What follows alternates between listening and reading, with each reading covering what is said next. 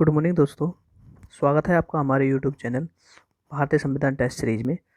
दोस्तों, हम आपके लिए लेकर के आए हैं विशेष विशेष स्पेशल टेस्ट सीरीज आपके लिए। तो तैयार रहें दोस्तों, कॉपी पेंसिल हाथ में ले लीजिएगा और सारे ही क्वेश्चन नोट करते चलिएगा। सारे ही क्वेश्चनों को हमने अपने हाथों से इसमें डिनोट किया है और बिल्कुल विशेष स्पेशल तरीके से आपका डिनोट किया है दोस्तों। तो चलते हैं दोस्तों टेस्ट सीरीज की तरफ। मैं आपको एक सूचना देना चाहूँगा दोस्तों, सबसे पहले आप हमारा यूट्यूब चैनल को सब्सक्राइब कीजिए और वीडियो को लाइक कीजिए और शेयर भी कीजिए, सब्सक्राइब भी कीजिए इसको चैनल को, और लाइक कमेंट दोनों कीजिए। और साइड में जो प्रेस बेल आइकन है उसको दबा दीजिए, जिससे कि आपको हमारा जो नोटिफिकेशन है वो हर रोज़ आपको मिलता रहे। तो दोस्तों चलते हैं क्वेश्चन की तरफ। दोस्तों, आज हमने एक न्यू चैप्टर लिया है, पार्ट 2। उसकी टेस्ट सीरीज 1 है। उसके क्वेश्चन हमने कुछ पुटअप किए हैं जो अपने हाथों से नोट किए हैं। तो दोस्तों चलते हैं क्वेश्चनों की तरफ। तो चलिए दोस्तों, आ गए हैं हम क्वेश्चन पहला, यानी भारतीय संविधान अध्याय 2, जिसे बोलते हैं संविधान की उद्देशिका, टेस्ट सीरीज 1, यानी कि अध्याय नंबर 2 है और टेस्ट सीरीज 1 है दोस्तों। तो चलते हैं क्वेश्चन नंबर 1। समाजवादी तथा धर्मनिरपेक्ष शब्द संविधान की प्रस्तावना में सम्मिलित किए गए थे। तो दोस्तों यहाँ देखिएगा, कौन से संविधान संशोधन के द्वारा ये समाजवादी और तथा धर्मनिरपेक्ष शब्द दोनों ही एक ऐसे शब्द हैं। समाजवादी और धर्मनिरपेक्ष शब्द दोनों शब्दों को किस संविधान संशोधन के द्वारा जोड़ा गया है। तो दोस्तों थोड़ा लॉजिक लगाइए कि किस संविधान संशोधन द्वारा। जब भारतीय में संविधान में जब संशोधन किए जाते हैं तो आर्टिकल आप जानते हो पार्ट 20 के द्वारा और आर्टिकल यानी कि 368 के द्वारा संशोधन होते हैं दोस्तों। तो 368 के द्वारा संशोधन होता है और पार्ट में आता है पार्ट आता है 20, यानी कि 20 पार्ट यानी भाग 20 के द्वारा, और 20 में जो आर्टिकल आता है 368 के द्वारा संशोधन किए जाते हैं। तो दोस्तों ऑप्शन नंबर आपका ये है 41वें संविधान संशोधन द्वारा, ऑप्शन नंबर बी है 42वें संविधान संशोधन द्वारा, ऑप्शन सी है 43वें संविधान संशोधन द्वारा, ऑप्शन नंबर डी है 44वें संविधान संशोधन द्वारा। तो दोस्तों इसमें आपकी अगर कोई राय है तो मुझे बताइए कमेंट बॉक्स में। तो दोस्तों इसमें क्वेश्चन नंबर बी है, ऑप्शन नंबर बी है आपका 42वें संविधान संशोधन के द्वारा। 42वें संविधान संशोधन के द्वारा इन दोनों शब्दों की पुष्टि की गई है, समाजवादी की प्लस धर्मनिरपेक्ष शब्द की पुष्टि की गई है दोस्तों। तो दोस्तों चलते हैं, आप इसको नोट कीजिएगा दोस्तों, बहुत ही इंपॉर्टेंट क्वेश्चन है। ये जितने भी क्वेश्चन मैं आपको डिनोट करा रहा हूँ तो समझ लीजिएगा कि आने वाले जो कॉम्पिटिटिव एग्ज़ाम है इनमें सबसे ज़्यादा ये क्वेश्चन रखे हुए मिलेंगे। और आपकी पुनः सारी जितनी भी संविधान की टेस्ट सीरीज हैं आपको मैं रिवीजन करा दूंगा। प्लस दूसरी बात यह है कि कोई भी क्वेश्चन छोड़ करके मत चलना दोस्तों, और वीडियो बिल्कुल भी स्किप ना करें। तो दोस्तों चलते हैं दूसरे क्वेश्चन पे। सभी व्यक्ति पूरी तरह और समान रूप से मानव है, ये सिद्धांत जाना जाता है। यानी कि क्वेश्चन नंबर 2 है सभी व्यक्ति पूरी तरह और समान रूप से मानव है, ये सिद्धांत किस पर विश्वास करता है। ये यूपीपीसीएस 1997 में क्वेश्चन आया था और ये क्वेश्चन पुनः कितनी बार आ चुका है अब तक। तो दोस्तों ये छोटी छोटी एग्जामों में, जब यकीन मानिए दोस्तों, जब मैं आपको यूपीपीसीएस आईएएस के लेवल का क्वेश्चन रख रहा हूँ तो वो छोटे छोटे एग्जामों में लगातार आता रहेगा, क्योंकि वो एक भारत की सर्वोच्च ऊंची पोस्ट पे जो सर्वोच्च पद है वो हमेशा उसमें दे दिया गया है। तो छोटी छोटी एग्जामों में ये देता रहेगा। तो देखिएगा, विकल्प आपका ए है सार्वभौमिकता, विकल्प आपका बी है समाजवाद, विकल्प आपका सी है भारत में वंशानुगत शासन नहीं है, आपका डी है इनमें से कोई नहीं। तो दोस्तों बताइए आपको कुछ थोड़ा सा इसमें लॉजिक लग रहा है। तो दोस्तों पहले क्वेश्चन को नोट कीजिएगा दोस्तों, मैं आपको टाइम देता हूँ, नोट कीजिए दोस्तों। सभी व्यक्ति पूरी तरह और समान रूप से मानव है, यह सिद्धांत जाना जाता है सार्वभौमिकता का। किसे जाना जाता है? सार्वभौमिकता का जाना जाता है।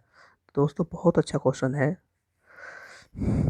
स्पेशल संविधान की टेस्ट सीरीज ही है, बिल्कुल सही है, स्पेशल संविधान की टेस्ट सीरीज ही है ये, अदरवाइज कोई नहीं है। मैं आपको सभी चीज़ बताता रहूँगा।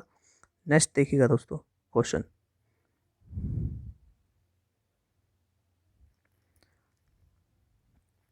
भारतीय संविधान में मौलिक कर्तव्यों का विचार लिया गया है। मौलिक कर्तव्य जो आदमी के मौलिक कर्तव्य होते हैं, नागरिक यानी कि जो जितने भी वुमेन्स राइट्स अधिकार होते हैं, वो कहाँ से विचार किया गया है, यानी कि अमेरिका से। विकल्प आपका ए है अमेरिका से, विकल्प आपका बी है ब्रिटिश से, विकल्प आपका सी है रूस से, विकल्प आपका डी है फ्रांस से। तो दोस्तों बताइए, ये PCS UPPCS 2009 में क्वेश्चन आया हुआ दोस्तों जी। ये देखिएगा दोस्तों, इसको नोट कीजिए और नोट करने के बाद आपका ऑप्शन नंबर ए है अमेरिका से। मौलिक कर्तव्य जो लिए गए हैं वो कहाँ से लिए गए? अमेरिका से लिए गए हैं दोस्तों जी। नोट कीजिए और हम चलते हैं नेक्स्ट क्वेश्चन की तरफ। शून्यकाल संसदीय व्यवस्था किस देश की देन है? देखिएगा, ये MPPCS 2005 में आया क्वेश्चन, MPPCS में आया ये। शून्यकाल संसदीय व्यवस्था किस देश की देन है? बताइए दोस्तों, अमेरिका की, भारत की, रूस की या ऑस्ट्रेलिया की? ये तो अपने भारत में ही चलती आई है वैसे, अभी मैंने दूसरे देशों से कहीं देखा भी नहीं है लिया हुआ, भारत में ही है ये वैसे। तो विकल्प आपका बी है, भारत की व्यवस्था है ये, भारत की व्यवस्था। अन्य देशों से तो अलग अलग ली गई है, लेकिन ये भारत की व्यवस्था है दोस्तों। ठीक है, नेक्स्ट चलिएगा दोस्तों। भारत ने समवर्ती सूची की संकल्पना कहाँ से ली है दोस्तों? भारत ने समवर्ती सूची की संकल्पना कहाँ से ली है? समवर्ती सूची के अंतर्गत 3 सूचियाँ आती हैं, यही वाली जी दोस्तों। समवर्ती सूची की संकल्पना कहाँ से ली है? ये UPPCS मेंस में आया 2005 में। तो दोस्तों देखिएगा दोस्तों, अमेरिका से, ऑस्ट्रेलिया से, कनाडा से, इनमें से सभी तो हो नहीं सकता। विकल्प भी आपका ऐसा रखा हुआ है, क्योंकि सभी से तो लिया नहीं जाएगा, एक ही देश से एक ही लिया जाएगा जी। ऑस्ट्रेलिया से ली गई है समवर्ती सूची की संकल्पना। समवर्ती सूची की संकल्पना ऑस्ट्रेलिया से ली गई है दोस्तों जी। तो नेक्स्ट करेंगे दोस्तों। ज़्यादा क्वेश्चन आपके लिए दोस्तों मैं लेकर नहीं आता हूँ, क्योंकि मैं उन क्वेश्चन को लेकर आता हूँ जिन पे ज़्यादा से ज़्यादा मैं पुनर्विचार कर लेता हूँ, और पुनर्विचार लाने के बाद आपको मैं प्रस्तुत कर देता हूँ दोस्तों जी। तो वो उन्हें नोट कीजिएगा दोस्तों, अपनी कॉपी पेन में यानी कि डायरी में अपनी में नोट करते रहेगा दोस्तों। नेक्स्ट चलते हैं दोस्तों। न्यायिक पुनर्विलोकन की संकल्पना कहाँ से ली गई? संकल्पना, न्यायिक पुनर्विलोकन की संकल्पना बताइए दोस्तों। न्यायिक पुनर्विलोकन की संकल्पना का आरंभ कहाँ हुआ है? केवल भारत में, केवल USA में, केवल भारत और USA में, केवल UK में? बताइए। भारत और USA दोनों में दोस्तों, भारत और USA में दोनों में ली गई है। न्यायिक पुनर्विलोकन की संकल्पना ये होती है, ये सुप्रीम कोर्ट है, न्यायिक या राष्ट्रपति है। जैसे कोई राष्ट्रपति ने केस बनाया, उस केस को पुनर्विलोकन के लिए या सुप्रीम कोर्ट या राष्ट्रपति उसको दोबारा जांच करने के लिए न्यायिक पुनर्विलोकन की स्थापना की जाती है। न्यायिक पुनर्विलोकन यही होता है कि दोबारा से उस पर विचार करना दोस्तों जी। जो न्यायिक मामले होते हैं उन पर दोबारा से पुनर्विचार कर लेना। जैसे अभी SC/ST एक्ट हुआ था, तो उसमें जो न्यायिक पुनर्विलोकन याचिका डाली गई थी, तो इसीलिए उसमें न्यायिक पुनर्विलोकन की याचिका प्रस्तुत की गई थी। तो ये भारत और USA दोनों में है दोस्तों। नेक्स्ट करिएगा दोस्तों, क्वेश्चन नंबर 7।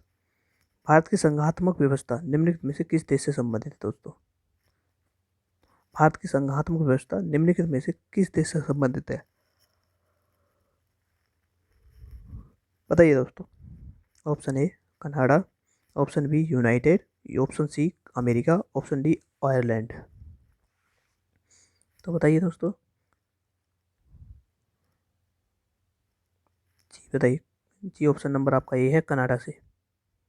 बिल्कुल, बहुत अच्छा क्वेश्चन है। संघात्मक व्यवस्था जो होती है जी, बहुत अच्छा क्वेश्चन है। आप हमारे संविधान वाला दूसरा वाला चैनल है, इसमें थ्योरिकल हम पढ़ाते हैं, उसको सब्सक्राइब कीजिए दोस्तों। मैं डिस्क्रिप्शन में लिंक मैंने कल भी दिया था, आज भी दे दूंगा दोस्तों।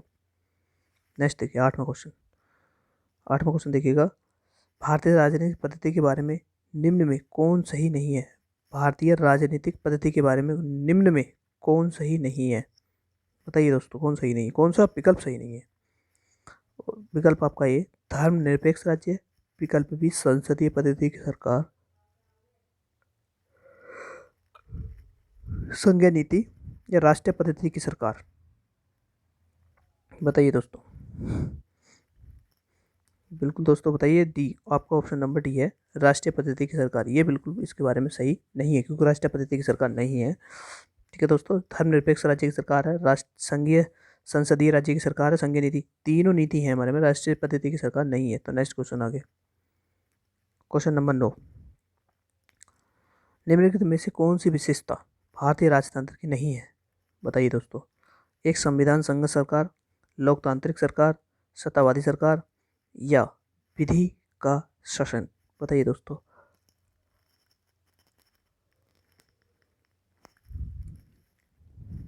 तीनों चारों विकल्पों में से दोस्तों बताइए, एक आपको विकल्प अच्छे से सही ढूंढना है और बाकी तीनों गलत करने हैं। तो सत्तावादी सरकार है दोस्तों। इसमें ऑप्शन नंबर 9 यानी कि क्वेश्चन नंबर 9 का ऑप्शन नंबर सी है, सत्तावादी सरकार। दोस्तों नेक्स्ट क्वेश्चन देखेंगे 10वां, लिखित संविधान की अवधारणा ने सर्वप्रथम कहाँ जन्म लिया था? बताइए दोस्तों। लिखित संविधान की अवधारणा ने सर्वप्रथम जन्म कहाँ से लिया था? जन्म कहाँ लिया था? बताइए दोस्तों। जी दोस्तों, मैं आपको क्वेश्चन हर बार में दिया करूँगा, हर बार मैं आपको क्वेश्चन दिया करूँगा, तो दोस्तों उस पर आप विचार कीजिएगा दोस्तों। ठीक है दोस्तों,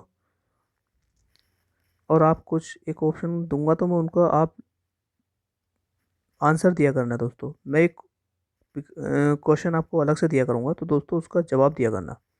ओके दोस्तों। जी दोस्तों, 10वां क्वेश्चन का मैंने बताया था आपको, बताइए। अमेरिका है दोस्तों। जी, अमेरिका है दोस्तों। 10 क्वेश्चन है, पूरे 10 के 10 क्वेश्चन अपनी डायरी में नोट कीजिए दोस्तों, और डायरी में एक बार और इसे पुनर्विलोकन याद कीजिए। पुनर्विलोकन, आप ये पुनर्विलोकन कीजिए दोस्तों, तब आपको याद होगा। दोस्तों, हमारे यूट्यूब चैनल को ज़्यादा से ज़्यादा सब्सक्राइब करें और अपने दोस्तों में शेयर करें, ताकि आपकी और आपके दोस्तों की अच्छी तैयारी हो जाए, हो सके। तो धन्यवाद दोस्तों, आज के लिए इतना ही। Thank you.